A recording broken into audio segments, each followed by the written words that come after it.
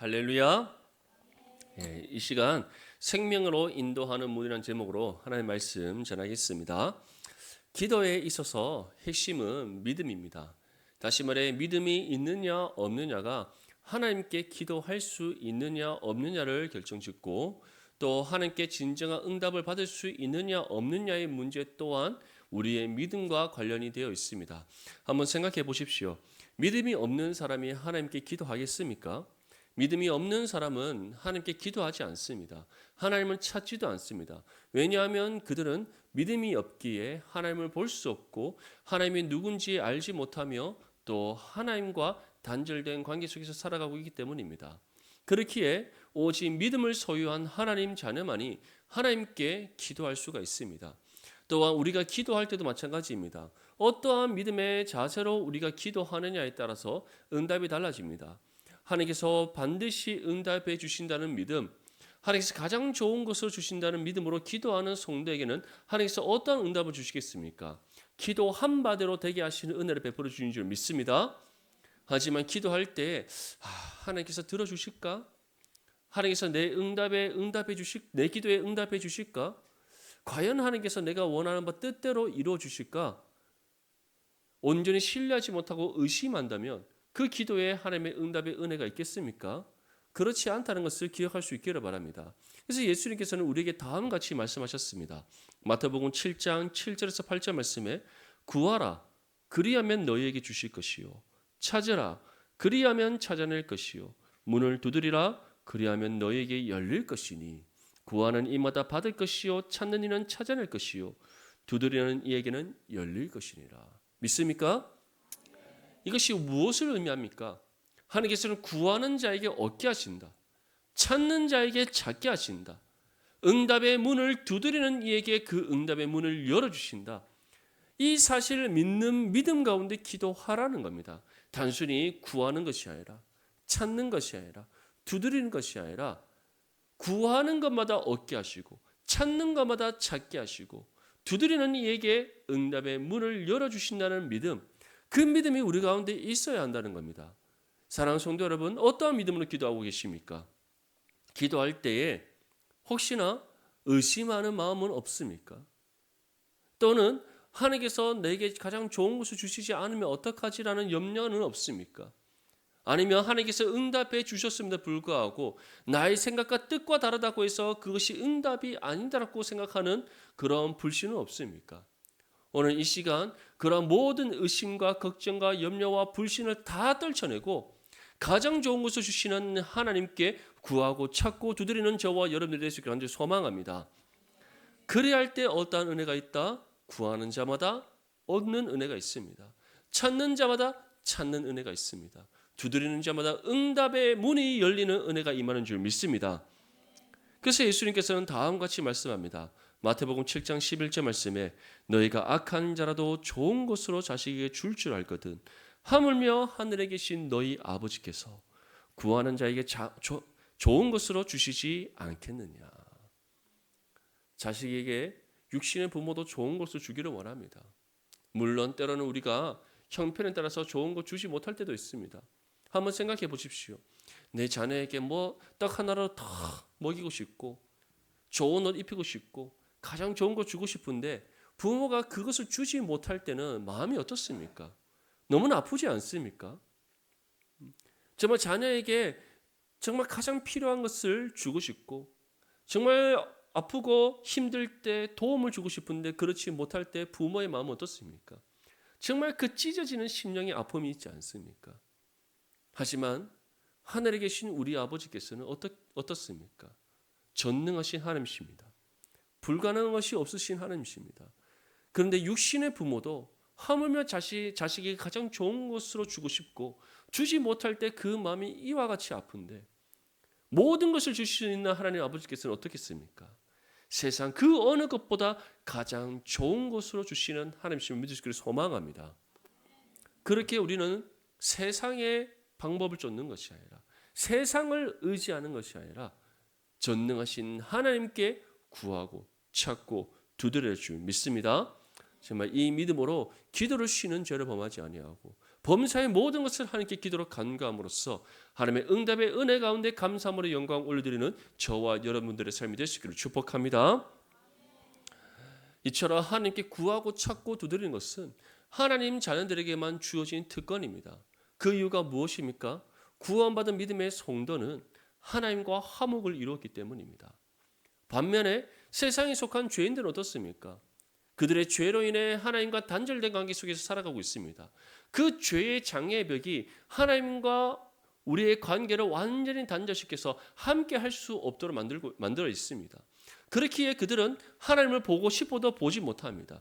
하나님을 찾고 싶으나 찾지 못합니다. 더 중요한 것은 그들은 하나님을 원하지 않습니다. 하나님을 찾지도 않습니다. 하나님께 기도하지도 않습니다. 오히려 자신의 소견에 옳은 대로 행하고 눈에 보이는 세상을 바라보고 세상을 의지하고 세상에 소망을 두고 살아갑니다. 그렇기에 그들은 하나님으로부터 응답의 은혜를 받을 수가 없는 겁니다. 무엇보다 하나님께 기도할 수도 없는 겁니다. 하지만 하나님 자녀된 우리는 어떻습니까? 예수님을 믿음으로 구원받았습니다. 이 구원의 은혜가 우리의 죄 문제를 해결했습니다. 그래서 하나님과 우리와의 그 관계를 가로막고 있던 죄의 담이 허물어졌습니다.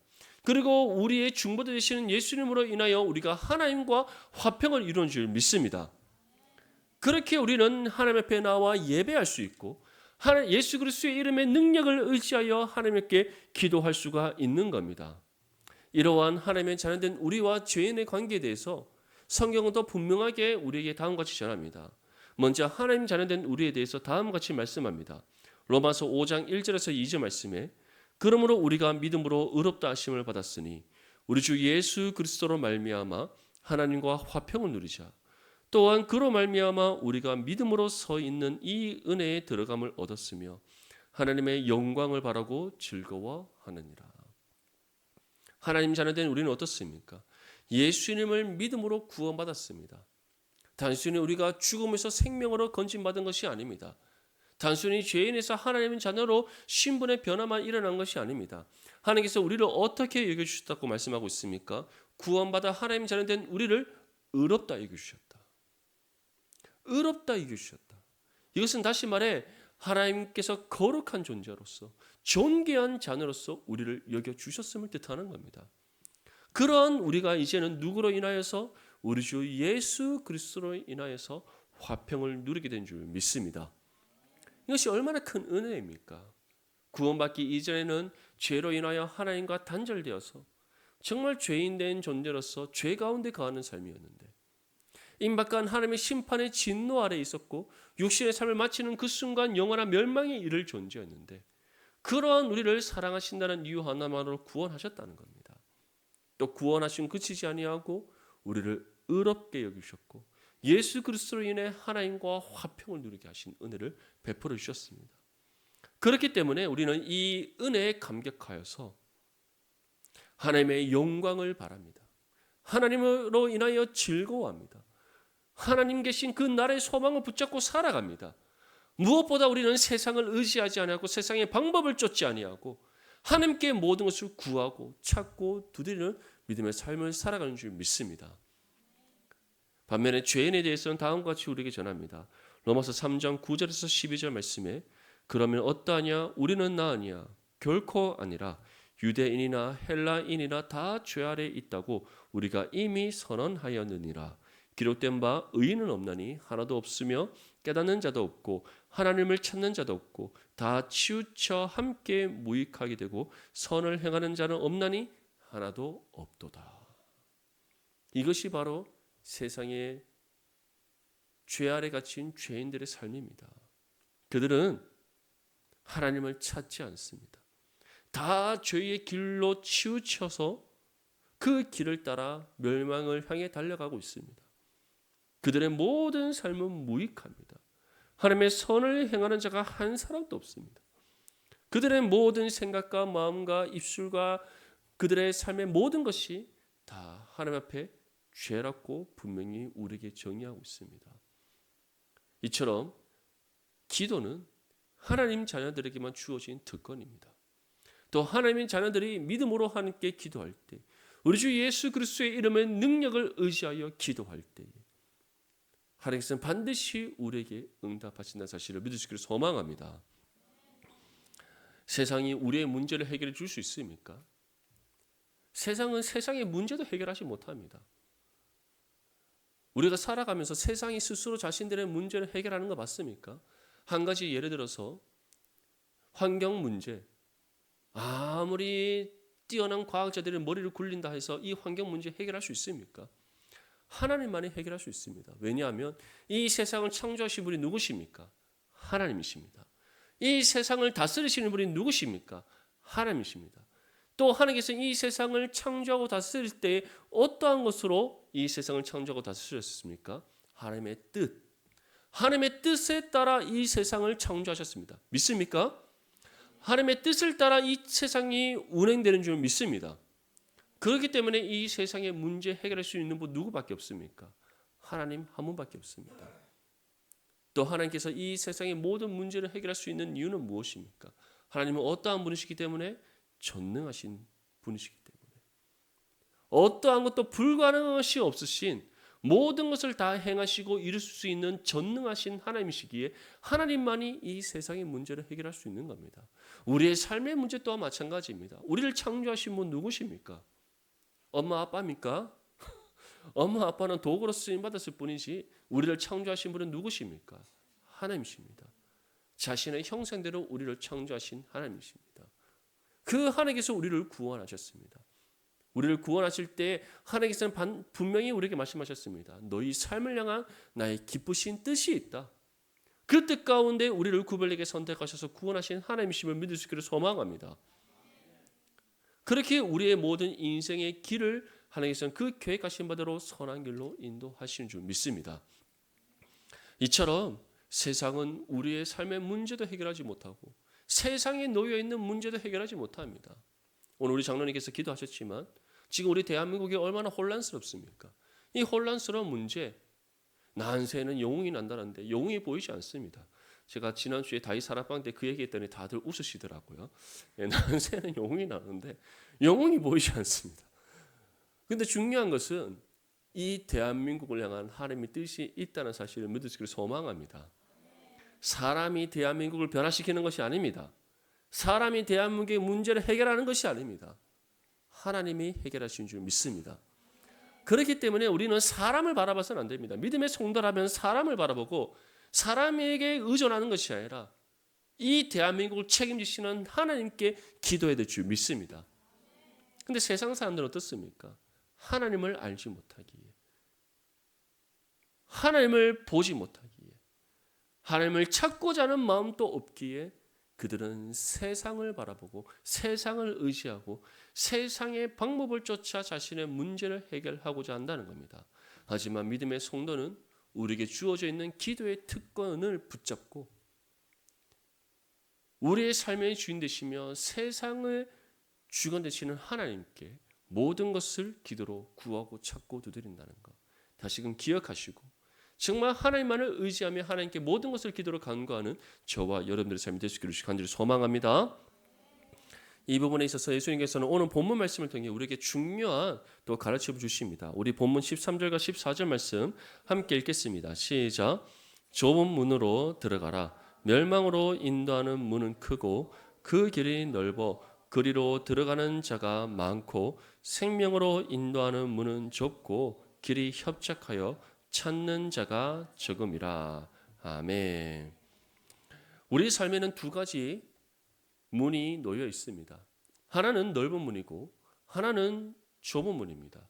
그런데 이것은 우리가 선택할 수 있는 문제가 아닙니다. 왜냐하면 이 넓은 문이라는 것은 멸망으로 인도하는 문입니다. 멸망으로 인도한다는 것은 결국 무엇을 의미합니까? 세상에 나면서부터 우리는 넓은 길을 향해 넓은 길을 따라 넓은 문을 향해 달려가고 있던 사람들이었음을 뜻하는 겁니다. 모든 사람은 죄인입니다. 아담의 후손이기에 우리는 그 누구도 이 사실을 부정할 수가 없습니다. 우리 또한 구원받기 이전에는 죄인이었습니다. 죄인이었기에 우리는 멸망의 문인 넓은 문을 향해 달려가고 있었습니다. 또 그 길은 넓고 그 길을 향하고 있는 사람은 많다라고 분명히 예수님께서 말씀하고 있습니다. 이것이 무엇을 의미하는 겁니까? 바로 이 땅에 태어나면서부터 모든 사람은 아담의 후손으로 죄인의 신분으로서 죄를 가지고 태어납니다. 그래서 우리는 넓은 길을 향해 넓은 문을 향해 넓은 길을 따라 살아가던 존재였다는 겁니다. 근데 그러한 우리를 하나님께서 부르셨습니다. 이 부름을 가리켜서 예수님께서는 무엇이라고 말씀하셨습니까? 너희의 걸음을 돌이키셨다라고 말씀하는 겁니다. 다시 말해 좁은 길을 찾을 수 있는 사람, 좁은 길을 따라 좁은 문을 향해 나아갈 수 있는 사람, 그 사람은 누구입니까? 오직 구원받은 하나님 자녀밖에 없다는 사실을 믿을 수 있기를 소망합니다. 그래서 예수님께서 무엇이라고 말씀하고 있습니까? 생명으로 인도하는 문은 좁고 길이 협착하여 찾는 자가 적음이라. 이것을 다시 말하면 이 문은 아무나 찾을 수가 없다라는 겁니다. 오직 하나님께서 하나님으로부터 부르심을 받은 하나님의 자녀만이 좁은 문을 찾을 수가 있다는 겁니다. 또 좁은 문을 향해 좁은 길을 따라 나아갈 수가 있다는 겁니다. 그래서 철로 역정에 보면은 그 크리스찬이 배낭을 메고 구원의 문을 향해 달려가고자 합니다. 그런데 크리스찬이 배낭을 메고 좁은 문을 천국의 문을 향해 구원의 문을 향해 달려가고자 하는데 그 마을 사람 중 아무도 크리스찬을 따라가는 사람이 없습니다. 그것이 무엇을 의미합니까? 오직 하나님으로부터 택함 받은 백성만이 하나님의 부르심을 받아 좁은 길을 따라 좁은 문을 향해 달려갈 수가 있다라는 것. 그 사실을 믿을 수 있기를 소망합니다. 철로 역정에 나오는 크리스천 또한 어느 순간 내가 구원의 문을 향해 달려가야지 아닙니다. 하나님의 부르심을 받음으로 그가 이전의 삶을 내어던져 버리고 자신의 삶의 무거운 짐을 지고 구원의 문을 향해 달려갔다는 겁니다. 그리고 그가 그 무거운 자신의 삶의 죄의 짐을 어떻게 벗어낼 수 있었습니까? 좁은 문을 통과함과 동시에 하나님의 구원의 은혜가 임하자 그 짐을 하나님께서 벗어 던져버리게 하시는 은혜가 임했다라는 겁니다. 사랑하는 성도 여러분, 이처럼 생명으로 인도하는 이 좁은 문은 오직 구원받은 믿음의 성도들만이 볼 수가 있고 찾을 수가 있다라는 것. 그리고 이 구원받은 믿음의 성도만이 이 좁은 문을 향해 좁은 길을 따라 나아갈 수 있다는 사실을 믿을 수 있기를 소망합니다. 그래서 에베소서 1장 4절에서 5절 말씀에 다음과 같이 우리에게 말씀합니다.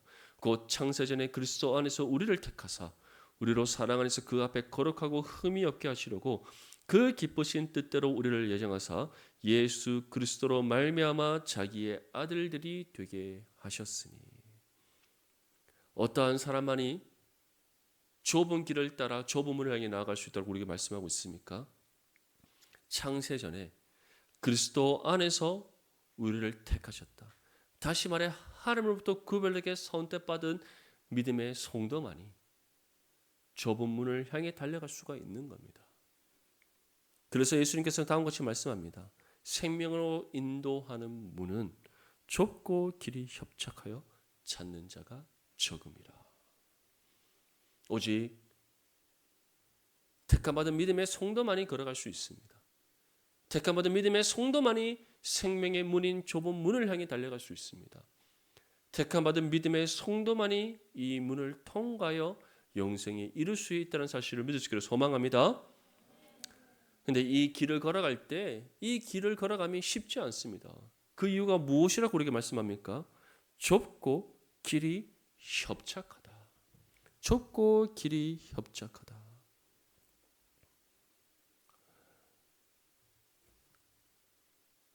철로 역정을 읽어보면 참 우리의 신앙의 여정을 너무나 자세히 설명해 줍니다. 좁은 문을 크리스천이 통과했는데 이제 그 문을 통과했더니 평탄한 인생의 길이 펼쳐지는 것이 아니었다는 겁니다. 얼마나 많은 시험과 환난이 있는 줄 모릅니다. 세상에 유혹이 있는 줄 모릅니다. 우리의 인생의 길도 마찬가지지 않습니까? 예수를 믿어 구원받아 하나님의 자녀가 되었는데 우리의 인생의 걸음이 너무나도 때로는 힘들 때가 있습니다. 우리가 사도행전 말씀을 새벽 기도 때 함께 살펴보면서 사도 바울의 신앙의 여정을 함께 나누고 있습니다.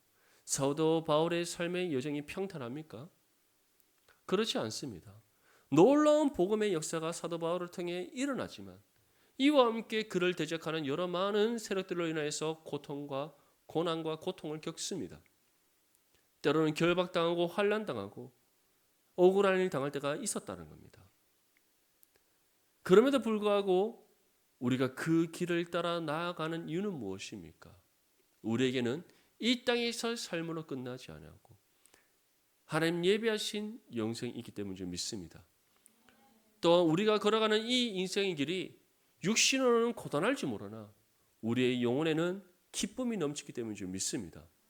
왜냐하면 하나님의 뜻이 우리를 통해 이 땅 안에 이루어지기 때문이고 우리를 통해 하나님께서 구원에 합당한 열매를 맺기 때문입니다.